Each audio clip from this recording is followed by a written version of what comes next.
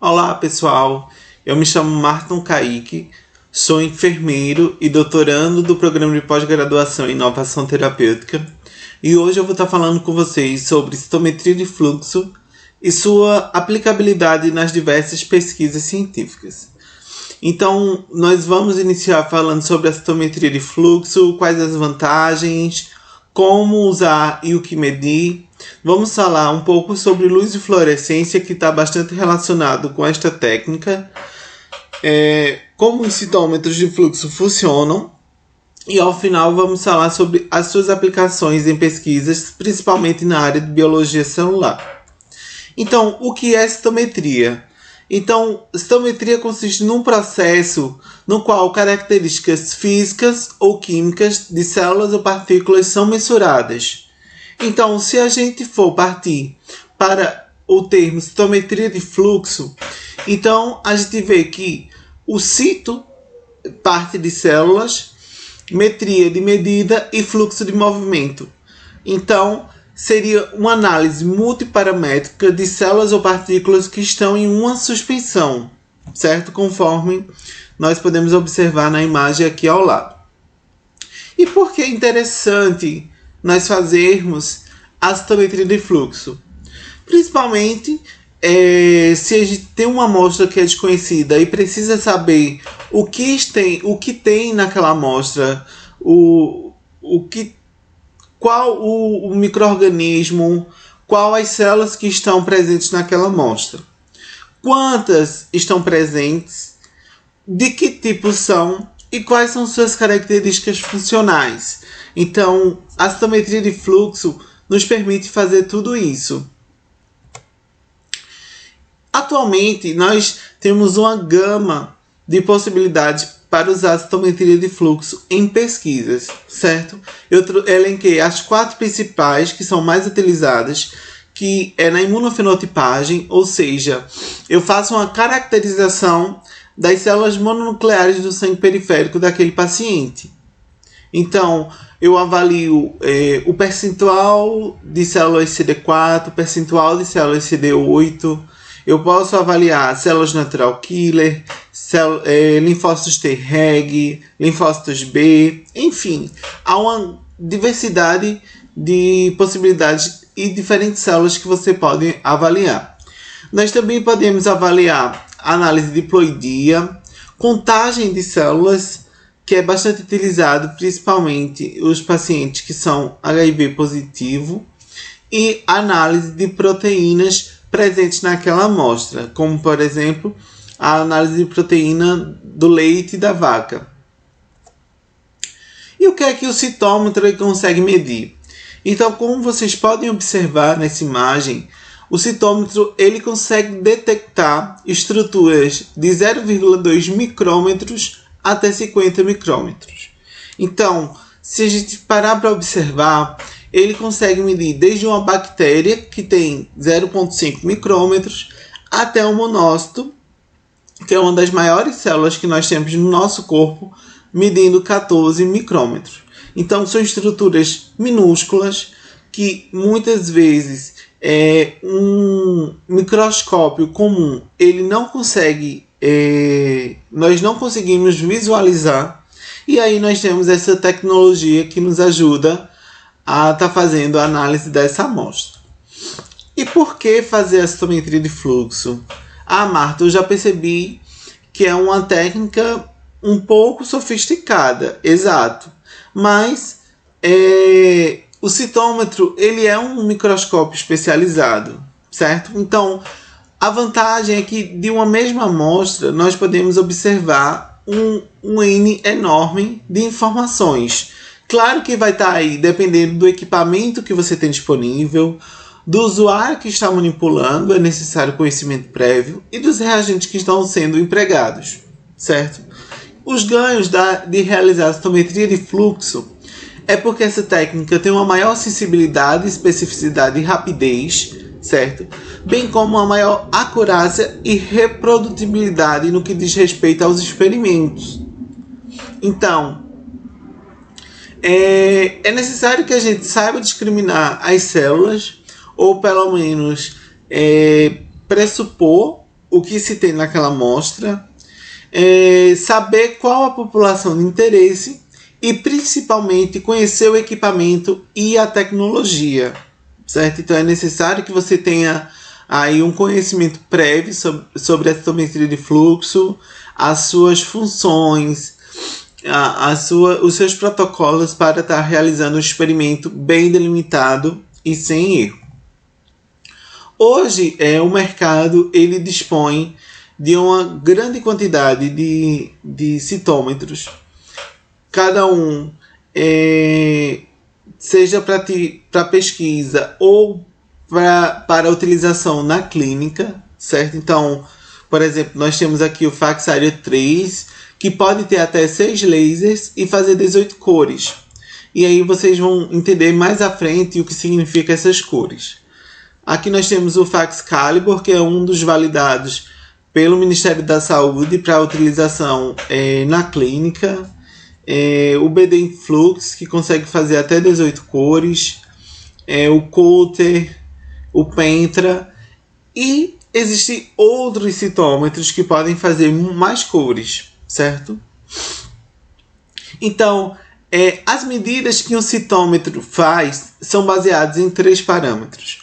O FSC, o SSC e a fluorescência, FL. Então, aqui eu tenho um laser que vai estar estimulando essa célula, e aí na dispersão lateral eu vou ter a avaliação da granulosidade e da complexidade interna dessas células. Enquanto que na dispersão frontal eu vou estar avaliando o tamanho dessa célula, certo? Então percebam que além da fluorescência que é gerada e obtenho um resultado, eu também sei o tamanho dessa célula e a granulosidade dessa célula. Isso vai ser muito importante, como nós vamos ver na frente, para a gente delimitar a população celular do nosso interesse. Então a luz ela é feita de fótons que tem uma cor específica, certo? Então cada fóton tem uma única cor. No caso dos lasers, eles só emitem um tipo de cor, ou seja, um tipo de fóton. E é isso que vai ser a chave da citometria de fluxo. Porque eu vou ter diferentes lasers estimulando aquela célula, e aí o que conseguir excitar, o que for daquele laser específico, vai ser gerado a fluorescência, e os sistemas do citômetro vai entender isso, vai absorver essa fluorescência e vai ser gerados os dados daquela amostra. Então, a fluorescência é a capacidade de uma substância de emitir luz quando excitada por uma fonte. Então, nós temos um pico aqui de excitação, certo? Essa excitação vai ser gerada uma fluorescência e, consequentemente, um resultado daquela amostra. Então, como vocês podem observar aqui, eu tenho essa célula que está marcada com um anticorpo conjugado com o fluorocromo, que é a peça-chave dessa citometria de fluxo. E aí, quando essa célula passar por esse laser, ele vai captar informação de granulosidade, informação de tamanho dessa célula e a fluorescência que foi gerada quando o laser estimulou esse anticorpo com fluorocromo. E aí, aqui nós temos a composição básica do anticorpo, certo? Então aqui nós temos uma célula, conjugada a essa célula nós temos o anticorpo, então aí pode ser anti-CD3, anti-CD4, anti-CD8, e conjugado a esse anticorpo nós temos os fluorocromos, que vai ser o responsável por gerar essa fluorescência. No caso do exemplo aqui nós temos o FITS, mas hoje no mercado nós temos uma grande quantidade de anticorpos, bem como de fluorocromos disponíveis. Então, o que é necessário a gente saber? Conhecer nosso equipamento mais uma vez. Então, saber quantos lasers tem, quantas cores faz, quais os parâmetros que nós temos. Por quê? Porque Quando não avaliado isso, nós podemos comprar o anticorpo de forma errônea e aí acabar desperdiçando o recurso e não utilizando esse anticorpo. Porque se eu tenho um laser vermelho, ele não vai ler um anticorpo que é específico do laser violeta, por exemplo. Então, eu não vou ter reprodutibilidade desse experimento e aí eu vou estar apenas gastando recurso e não utilizando aquele anticorpo que comprou. Então, o que nós sempre recomendamos é que você conheça o equipamento. Quais os lasers que ele tem, quais as cores que ele faz antes de comprar ou até mesmo antes de planejar o seu experimento. Então, na citometria, a fluorescência é gerada graças aos anticorpos que são conjugados com fluorocromos. Então aqui eu tenho os anticorpos, certo? Conjugado aqui, como vocês podem observar, com um fluorocromo. E aí, quando eu coloco esse anticorpo na minha amostra, se aquela célula apresentar ligação com aquele anticorpo, ela vai se ligar e mesmo no processo de lavagem, esse anticorpo ele não vai se desprender, certo? Ele não vai soltar mais. E aí, quando passar no citômetro, nós vamos ter a geração da fluorescência. Então, por que usar fluorescência em pesquisa? Então, para obter dados de uma célula e partícula. Quanto mais cores o seu equipamento fazer, maior vai ser a quantidade de informações que vocês vão ter, certo? Você vai ter uma menor necessidade de amostra, certo? Porém, quanto mais cores, maior vai ser o custo e maior vai ser a complexidade dessas suas informações. Então, é necessário sempre avaliar o custo-benefício. Eu colocando mais cores, eu vou saber analisar, eu vou obter todas as informações que eu preciso. Então, sempre vale a pena refletir antes de começar o experimento. E como funciona um citômetro de fluxo? Então, o citômetro ele é formado por 3 sistemas. Um sistema eletrônico, um sistema óptico e um sistema de fluidos, certo? Os 3 sistemas juntos vão gerar os dados que nós vamos observar mais à frente. Fazendo parte também desse sistema, nós temos peças-chave para a realização dessa citometria de fluxo. Então, nós sempre brincamos dizendo que o coração do citômetro consiste na câmara de fluxo, certo? Por quê? Porque essa é a área crítica onde nós vamos obter as informações da amostra. Então, como vocês podem observar aqui, eu tenho uma amostra sendo aspirada e aí o próprio sistema ele faz com que as células fiquem alinhadas, como semelhante a uma fila indiana. E aí o laser intercepta cada célula. Por quê? Porque ele traz informações de cada célula, é individual, certo? Para evitar erros e para evitar dados errôneos. Então, quando o laser intercepta essa célula, eu vou ter a absorção de informações com relação ao tamanho e granulosidade. E aqui, na dispersão lateral, nós vamos ter a fluorescência, onde nós vamos ter a absorção dessa fluorescência e vai ser gerado gráficos dos dados. Então, o sistema óptico ele é composto por um conjunto de excitação, lasers, prismas e lentes, e de coleta, lentes, espelhos, filtros e detectores.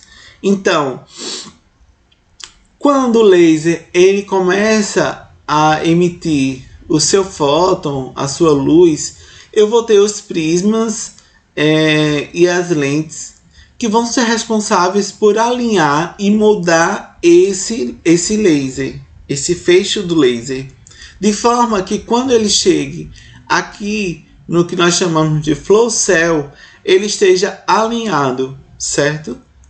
Cada cor é alinhado sem tocar nos outros.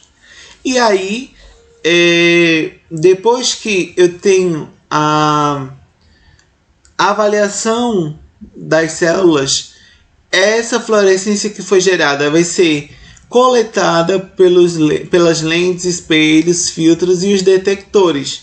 E aí vai ser gerado os dados que nós já falamos. A granulosidade e complexidade interna dessa célula, a superfície celular, o tamanho dessa célula e a fluorescência gerada pelos anticorpos conjugados com fluorocromos. Então, o sistema eletrônico, que é o outro sistema que compõe o citômetro de fluxo, ele vai converter esses sinais ópticos em sinais eletrônicos. E aí vai ser disponibilizado para análise no computador, certo? Então, depois que ocorrer todo esse processo aqui, os sinais eletrônicos vão ser disponibilizados no computador para análise. E como ocorre esse processamento do dado, certo? Então, aqui nós observamos uma célula que vai ser interceptada pelo laser. Então, percebam que aqui nesse gráfico de voltagem por tempo, conforme a célula vai se inserindo no feixe do laser, esse gráfico ele vai gerando um pico. De forma que esse pico do pulso ele só acontece quando a partícula está totalmente inserida no feixe do laser. E aí, quando ele passa o pico, ele cai novamente. E isso ocorre para cada célula que está sendo avaliada. Então, se você está avaliando 50 mil células, vão ser gerados 50 mil picos desse, certo? A análise ela é individual. Só que quando eu tenho diferentes tamanhos de célula, o pico também vai variar. Como vocês podem observar aqui, uma célula que é pequena, o pico de voltagem ele vai ser menor. Quando comparado com uma célula grande, por exemplo, um monócito, o pico vai ser bem maior. Isso porque ele tende a ter uma maior conjugação de anticorpos e, consequentemente, gera uma maior fluorescência. Então, o conjunto de sinais de cada partícula ela vai ser gerada em um gráfico. Então, como vocês podem observar aqui, eu tenho os pontos individuais, mas que no final eu vou ter um gráfico semelhante a esse. Ele vai gerar um gráfico único. E eu sei que aqui, por exemplo, se eu coloquei para analisar 50 mil células, então aqui esse pico corresponde às 50 mil células que foram avaliadas. E aí, quando a gente vai avaliar, nós temos uma grande quantidade de opções de visualização desses dados, certo? Então aqui eu estou trazendo histogramas que podem ser avaliados, e aí juntamente com um dot plot de pontos, certo? E aí existe, como eu já havia falado, uma grande quantidade de formas de você gerar esse gráfico. Nós temos os dot plots de pontos, ou seja, cada ponto desse foi uma célula que foi lida.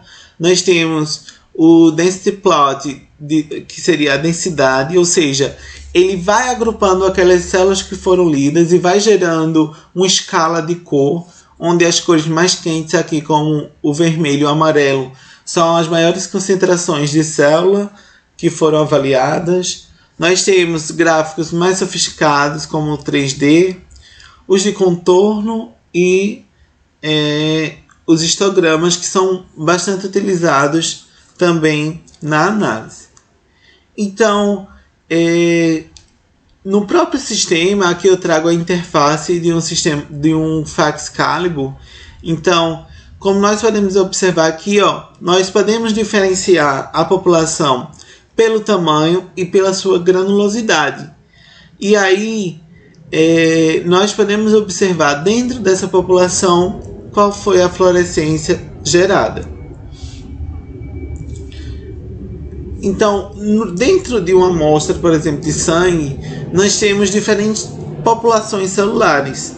E aí, graças à avaliação do FSC e do SSC, nós podemos diferenciar as populações celulares. Por exemplo, os linfócitos, eles são menores e menos grânulos quando comparados com os granulócitos, certo? Que estão nessa parte superior do gráfico.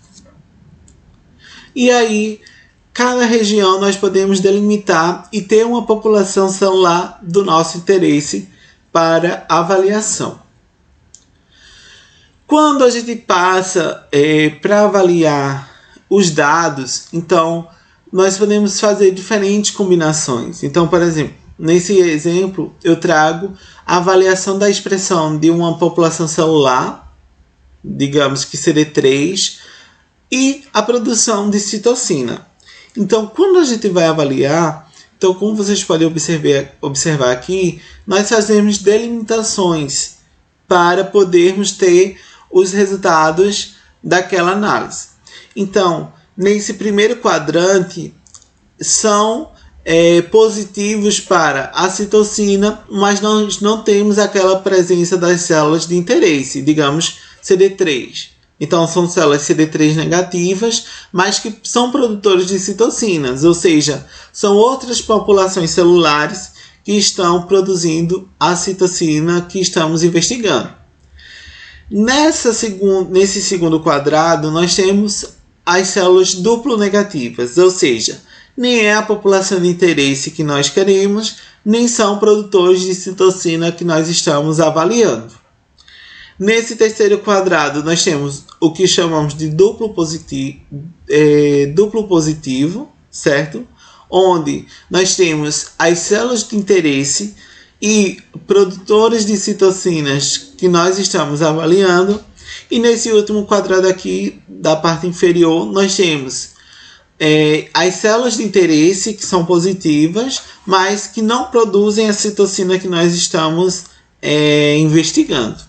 Então, percebam que de uma mesma análise nós conseguimos tirar diferentes informações de populações celulares. Então, na citometria, nós usamos regiões hierárquicas. Então, por exemplo, nós delimitamos aqui essa população celular. Então, eu estou vendo que são células CD3 positivas. E aí, depois de feita essa análise, nós damos um duplo clique nessa população e aí nós avaliamos a partir dessa uma infinidade de informações. Claro, vai depender dos anticorpos que você usou, dos reagentes que você usou. Então, a partir dessa população aqui, eu posso saber quem é CD8 e quem são células CD4. Dessas células CD4, eu estou vendo aqui quem produz IL2 e quem produz interferon gama. E o mesmo eu posso fazer para a população CD8. Então, depois de delimitar a população CD3, eu vejo quem são os linfócitos CD8 positivo e posso também avaliar aqui a expressão de interferon e IL2, certo? Então, nós podemos concluir aqui que células CD8 produzem mais interferon gama quando comparado com os linfócitos CD4. E as aplicações da citometria de fluxo? Então, existe uma grande quantidade de aplicações. Aqui eu só trouxe as principais. Então, em pesquisas laboratoriais, na hematologia e hemoterapia, na oncologia, imunologia, nos transplantes, controle de qualidade, uranálises, biologia celular, na pesquisa, seja na área acadêmica, seja na área de pesquisas de campo e avaliação no reino animal e vegetal. Então, nas aplicações com relação na pesquisa, nós podemos fazer caracterização e contagem celular. Então, como eu já havia dito para vocês, a gente pode contar, saber o percentual daquela célula dentro de uma amostra que você está manipulando, bem como caracterizar. Então, nós temos os linfócitos. Então, quais são os linfócitos, qual o percentual de linfócito CD4, qual o percentual de linfócito CD8, qual o percentual dos linfócitos que não expressam CD3, certo? Qual o percentual de células natural killer? Então, existe hoje uma diversidade de combinações de anticorpos que podem estar respondendo aí a sua pesquisa, o seu objetivo do seu trabalho. Então aqui eu trago um exemplo de imunofenotipagem, que é a caracterização dessas células. Então aqui eu estou avaliando a expressão de citocinas, seja nas células CD4, seja nas células CD8. Então, aqui eu tenho IL4, IL10, TNF-alfa e interferon-gama, certo? Então, tudo que tiver nesses quadrantes são citocinas produzidas por essas células. O mesmo se aplica aqui aos linfócitos CD8. Nós podemos avaliar também a proliferação celular. Então, digamos que você está testando candidatos à vacina, a uma vacina para uma determinada doença. E você quer saber se essa vacina induz a proliferação celular. Então, o que é que nós fazemos? Nós utilizamos esse reagente, o CFSE, que é um pigmento que ele entra dentro da célula e quando tem uma proliferação, quando eu tenho uma separação das células, as duas células que se multiplicaram, eles vão conter esse marcador. E aí, ao final do tempo de incubação, nós podemos observar se houve ou não essa multiplicação. Nós também podemos avaliar a citometria de fluxo para avaliar a apoptose e necrose. Então, digamos que você trabalha testando compostos para uma determinada doença e aí você quer saber se aquele seu composto ele induz apoptose e necrose de células. E aí nós, através de reagentes específicos, como aqui o 7-AD e a anexina 5, nós podemos avaliar se está tendo estimulação, se está tendo morte daquela célula ou se elas continuam viáveis e vivas naquele seu experimento. Nós podemos também fazer avaliação de proteínas, principalmente ela é utilizada na avaliação de citocinas. Então, é uma técnica que ela permite você fazer avaliação de uma grande quantidade de citocinas na mesma amostra. Diferente do kit de ELISA que você faz individualmente. Então, se você quer avaliar 7 citocinas, você vai ter que fazer 7 experimentos diferentes. Aqui não. Aqui nós conseguimos fazer a mesma avaliação em uma única amostra. Então, percebam que nós temos rapidez no experimento, nós demandamos de menos tempo, porque o ELISA você vai ter que fazer em dias consecutivos, aqui você faz tudo no mesmo dia, certo? E aí nós temos diversos kits, seja de citocinas, de quimiocinas, disponíveis no mercado, para estar avaliando essas citocinas ou proteínas na sua amostra. Nós também podemos fazer diagnóstico através da citometria. Então, esse trabalho aqui do meu grupo de pesquisa da Fiocruz Pernambuco buscou fazer avaliação e o diagnóstico de pacientes com leishmaniose antes da terapia, certo? Então, o experimento ele mostrou que a citometria de fluxo pode ser utilizado para a realização do diagnóstico, seja diagnóstico ou seja avaliação de cura desse paciente através da citometria de fluxo analisando as IgGs. Nós podemos também avaliar o diagnóstico e o acompanhamento de leucemias, linfomas e mielomas. Então, hoje nós temos marcadores específicos para cada uma dessas doenças. E aí, na análise, nós podemos observar em que fase está, qual o comprometimento daquele paciente e também avaliar o prognóstico e o acompanhamento desses pacientes. Além disso, nós podemos avaliar as células nas suas diferentes fases, certo? Então, por exemplo, os mieloblastos, nós podemos observar através dos marcadores CD34, HLA-DR, certo? Bem como, por exemplo, os mielócitos, através de CD33, CD65, CD54.